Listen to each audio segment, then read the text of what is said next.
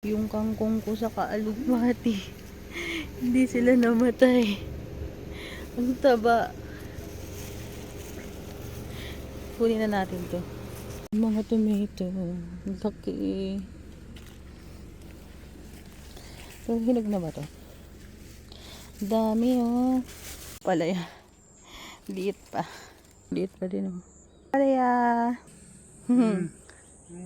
Dami dito.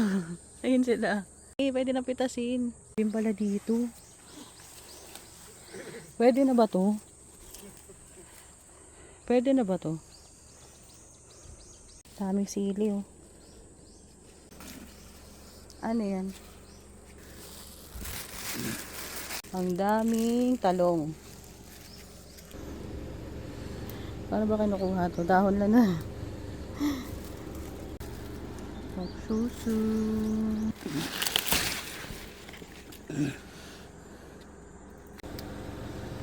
Harvest ng kangkong.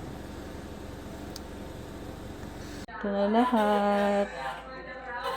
Alugbati, sili, may cucumber, may talong, yung aking kangkong, at yung mais. So, yan na lahat yung pinitas ko kanina.